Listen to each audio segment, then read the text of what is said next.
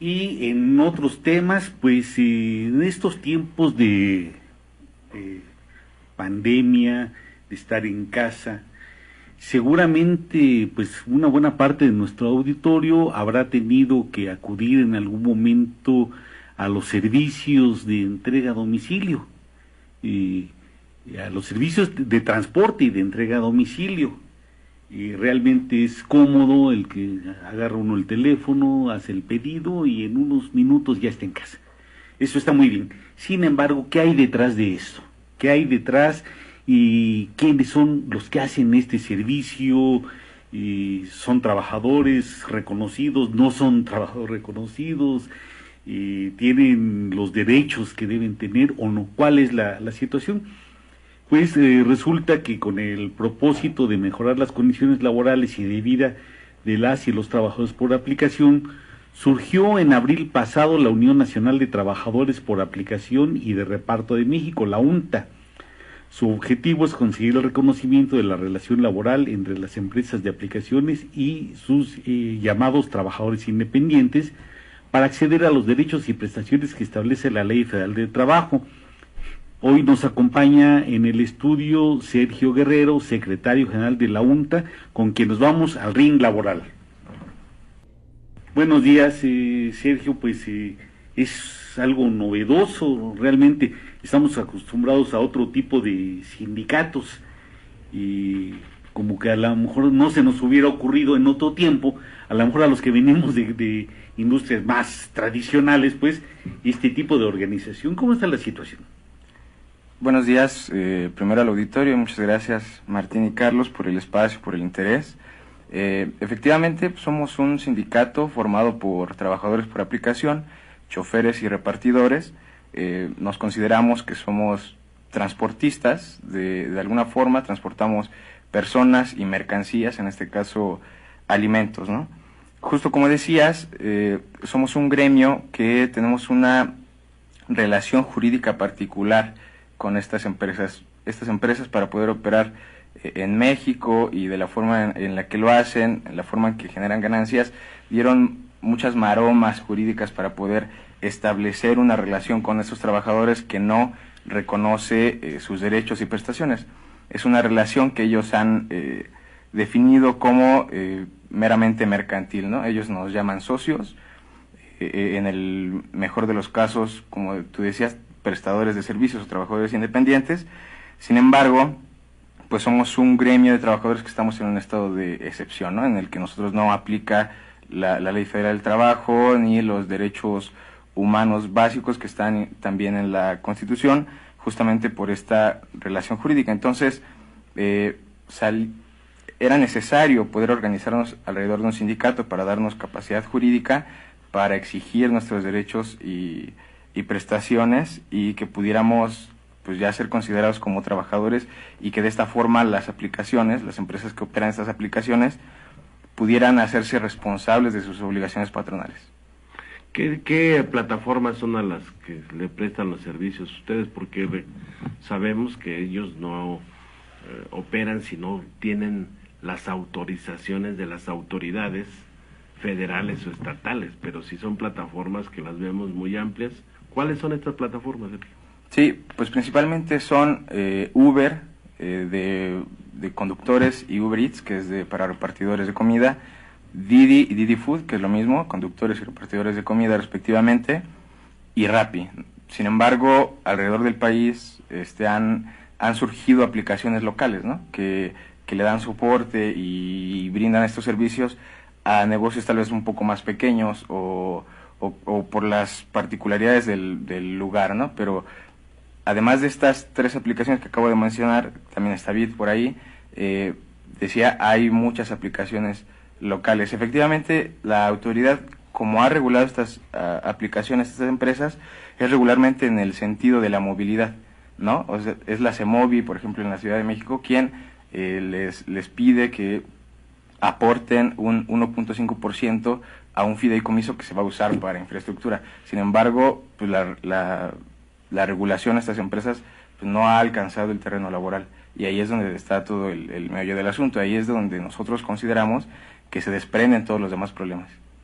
Que además tienen, por ejemplo, en el caso de las motos, al parecer tienen que cada quien comprar su moto, tenerla en condiciones, tener su casco, y si hay un accidente de ese trabajador, pues la empresa no sale y atiende, por lo menos de manera solidaria. ¿Tienen seguridad social, o seguro social por lo menos? No tenemos nada de eso, somos trabajadores que tenemos un trabajo de alto riesgo y justamente no tenemos ninguna clase de seguridad social, además de que, bueno, estas empresas a veces ofrecen un seguro, pero este seguro siempre también se intenta lavar las manos para no pagar nada, y justamente pues las autoridades han intentado, sobre todo en la Ciudad de México, han intentado revictimizar al trabajador en motocicleta, en bici, diciendo que son imprudentes en las vías, y han intentado ahí regularizar sacando una nueva licencia para motociclistas, justamente porque el crecimiento de este trabajo, de estos trabajadores ahora con la pandemia, que muchos desempleados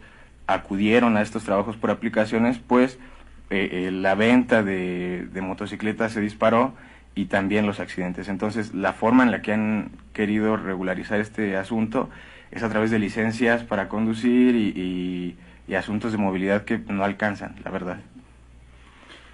Un tema en el cual se insiste por parte de las aplicaciones es en que el trabajador puede manejar sus tiempos como él quiera.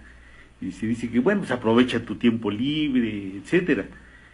Pero pues esto a lo mejor sonaría bien, pero en realidad me parece que puede ser muy engañoso, porque realmente los ingresos en el tiempo libre, así como dicen, ocupa cuando no estás haciendo nada, esos ingresos realmente son los necesarios, dado sobre todo en el momento actual y con los problemas de empleo y con todos los problemas que hay, o es nada más parte del engaño de las empresas.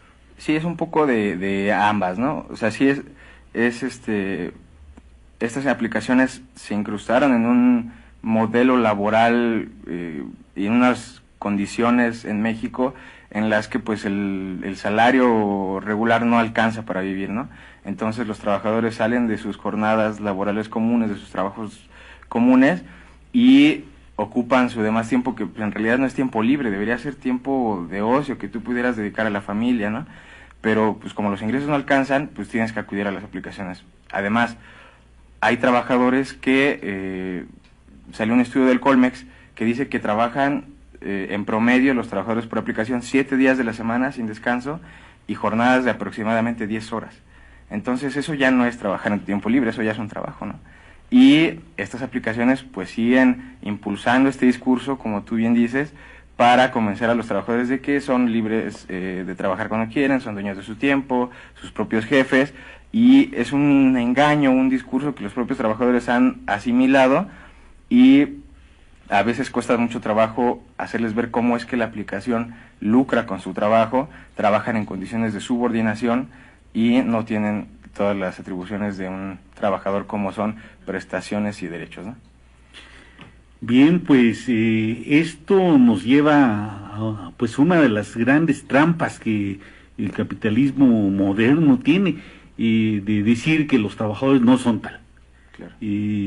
Eso ocurre con las grandes cadenas comerciales. Según ellos, los trabajadores en Walmart, en Sam's, en todas esas tiendas, no son trabajadores, son socios. En el terreno de la investigación científica se les hace creer a los investigadores, y muchos se la creen, que bueno, pues ellos como son investigadores, pues ellos no son asalariados, ellos son alguna clase especial. En realidad, pues todos sabemos que quien vive de su salario pues es un trabajador, quien realiza una actividad subordinada es un trabajador. Entonces, pues sí, me parece que hay que estar muy atentos para evitar caer en estas trampas, en que tratan de aparentar que no hay una relación de trabajo, que no hay una relación de apropiación del producto del trabajo por parte de los patrones, que, por cierto, ahora tampoco ya les llaman patrones, ahora les dicen empleadores. Pues no, son toda una serie de trampas, me parece, a las cuales hay que estar muy atento. Y creo que el surgimiento de una organización como UNTA pues es una esperanza, pues además, y hasta donde tengo entendido, no es únicamente en México, creo que al menos en Argentina también hay una organización y seguramente habrá más organizaciones de trabajadores por aplicaciones. En Inglaterra ya lograron los trabajadores hacer además que tienen ya su sindicato, tener ya una relación laboral en el caso de Uber. Entonces Uber, que son de las plataformas pues son multinacionales, me parece que en México, con lo que está pasando, porque aprovecharon la pandemia también para meter más aplicaciones y el trabajo en casa y demás, entonces estamos ante un hecho de una forma de explotación de la fuerza de trabajo que no está regulada en la Ley Federal del Trabajo ni en la Constitución, y vale la pena que se explore, que para el próximo periodo ordinario de sesiones se presente una iniciativa de ley ciudadana o de los trabajadores para que los legisladores que van a entrar al Congreso pues revisen las condiciones del trabajador. ¿Tienen pensado alguna iniciativa de esta naturaleza, Sergio? Pues mira, nosotros no descartamos la vía legislativa, siempre estamos abiertos a poder colaborar con los actores que quieran impulsar alguna. Sin embargo, como estos procesos tardan tiempo, incluso ya ves ahora la ley que intenta regular el outsourcing también ya se metió al refrigerador.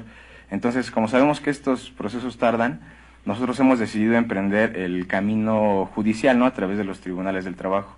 Entonces, hemos ingresado una demanda vía Junta Federal de Conciliación y Arbitraje, justamente exigiendo que seamos reconocidos como trabajadores y que pudiéramos tener pues derechos y prestaciones a través de un contrato colectivo de trabajo, ¿no? Digamos, este es un proceso que esperemos no tarde mucho, pero vemos que es una vía que puede incluso empujar por sí misma el proceso legislativo, ¿no? Bien, pues Sergio, agradecemos mucho tu participación. Vamos a publicar en nuestro portal www.frecuencialaboral.com la información que nos has hecho llegar, y pues a nuestro auditorio, la próxima vez que hagan un pedido por vía de las aplicaciones, no dejen de recordar que atrás hay trabajadores, atrás hay gente que necesita un salario, un empleo, condiciones dignas de trabajo, respeto a sus derechos, y por supuesto vamos a estar atentos y pues con la difusión solidarizarnos con este importante movimiento. Y nos vamos a un corte y volvemos en unos minutos.